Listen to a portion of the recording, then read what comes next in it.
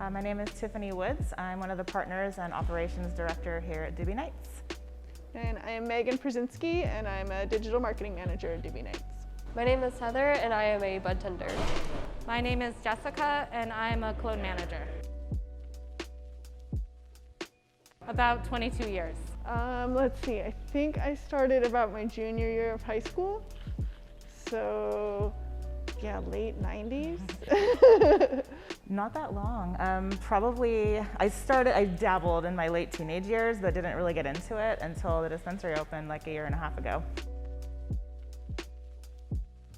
I personally have a green thumb that my father gave to me, and I was able to take the ability to grow and apply it to cannabis and be very successful at it. So that's how I started.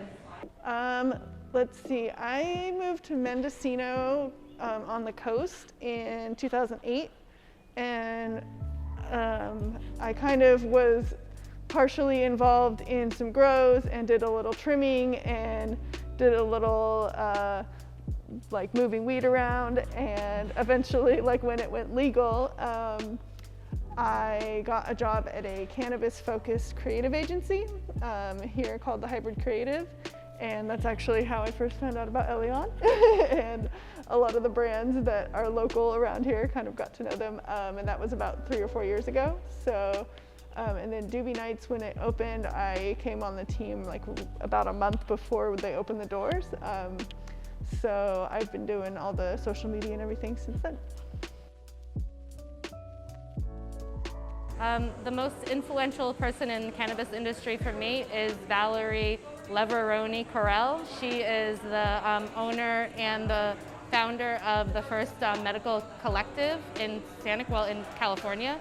But she's out of Santa Cruz, and she has been providing medicine for people since I think 1993, and she always gives away medicine as compassion. So she's just created this niche in this culture of women-dominated cannabis providers for free. So I think she's amazing.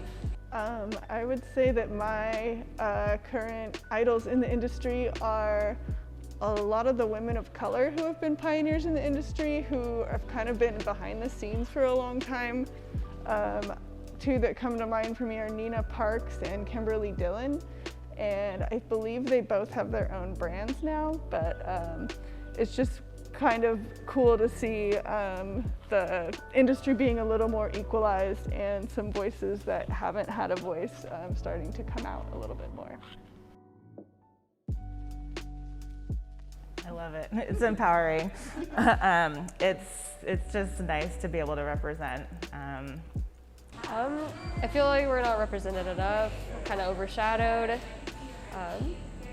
but I think we are starting to make a outcome in the industry and make our footprint shown. I think we're coming a long way, I guess. I would tend to agree. I think that women in the cannabis industry have to fight a lot harder than the men in the cannabis industry, and the women tend to be put into retail positions or positions of less authority or decision making. I'm hoping that as growing becomes more legal, that the society will realize that women are just more nurturing in general, so we're able to really nurture plants a lot better than men, no offense. It's a female plant, so you know we're really in charge here. Just saying. You guys might not know, but.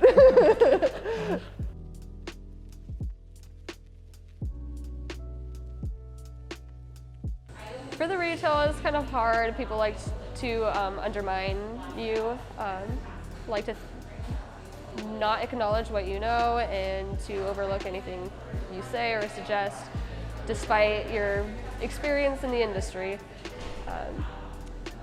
But it is hard, but it's getting better, I want to say. I had a managerial experience for 20 years in the automotive industry, so very similar. There were not many females in my position, so I was very used to it. So it's very natural for me to come over and just, be in business here. So it wasn't a big transition for me. I have to say, I again completely agree with her. I think that I've been in the industry for a really long time, quasi-legal, completely illegal, and now legal. And I fight for every ounce of respect that I get. And I have people question what I know a lot more than when a man comes and says the same thing. People tend to have to get 3 or 4 opinions after they hear what I have to say, and it will take 6 months to get back around to what Jessica said was actually right, maybe we should go in that direction. So with that being said, when women try to assert themselves in this industry being dominated by men, you hear a lot of, oh, she's really hard to work with, oh, she's really aggressive, oh, she's being a bitch. But this is an industry dominated by men. A lot of the men think that, you know, there's one way to grow, which is the way that they've been taught or that they've worked out. And there's 100 ways to grow a weed. And women have a lot of great ideas because we're nurturers by nature. So it's a real struggle in this industry, and I hope it changes.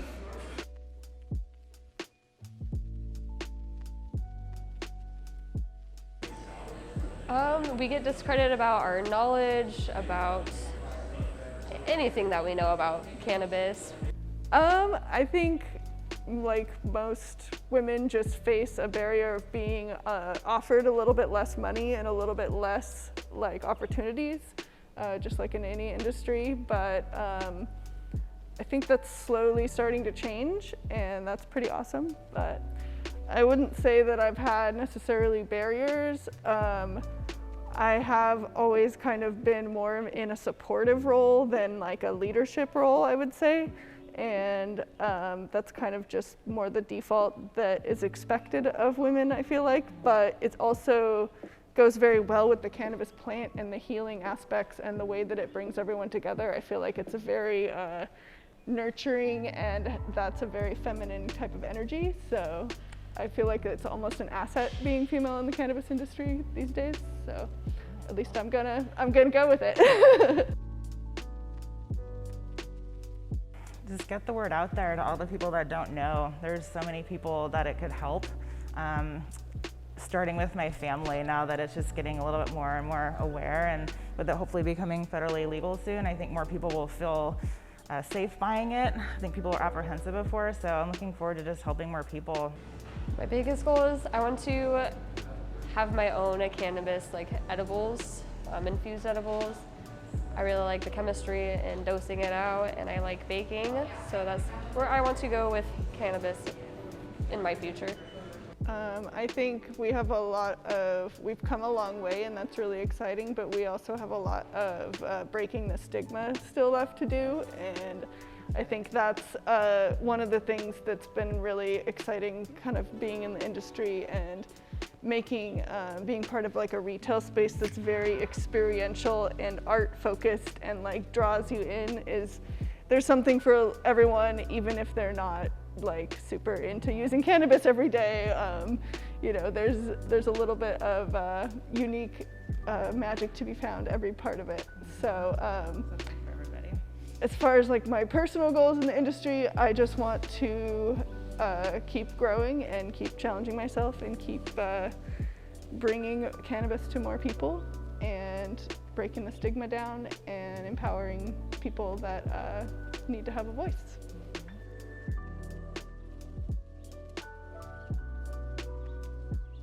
I always hoped I would work in the cannabis industry. I'm really excited I was able to start at such a young age and get my foot in the door. I'm really hoping to continue expanding in the industry. So. Not even like 3 years ago, honestly. It happened quickly for me, but I'm super excited that I'm on this path now. Yeah, I was like in kind of the underground of cannabis for so long that I always kind of did it as a side thing and never really imagined that it would be like my full-time life.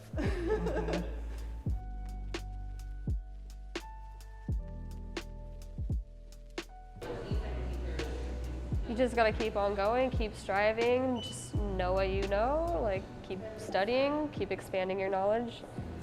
You just gotta keep on going and keep trying to achieve and become better. I mean, you can't settle down for anything, you just gotta keep going.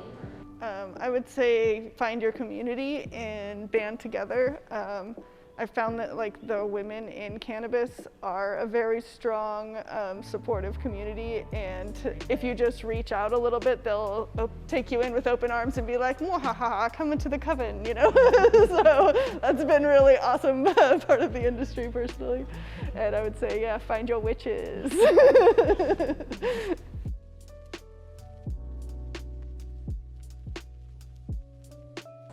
Hire more women, just have more women in more leading positions. Women are smart, organized, just like men, sometimes more. I wouldn't say that it's necessarily the only disparity that's going on. I don't know that gender disparity is as pronounced in this industry as racial disparity, especially because most people of color have spent a lot more jail time in getting this industry to where it is today, and a lot of them are still in jail at a much higher rate than people that are white people are. So I think there's still a lot of corrections that we need to do there. But the gender disparity, I think a lot that I see more is in the corporate world. And cannabis now being kind of a legal business and breaking into the corporate world, I think we need to we have a potential to be a force of change as we do that. And there's all these people from the corporate world that are trying to get into cannabis, and I think we can influence them as they're getting into our industry and be like, no, this is how it's done over here.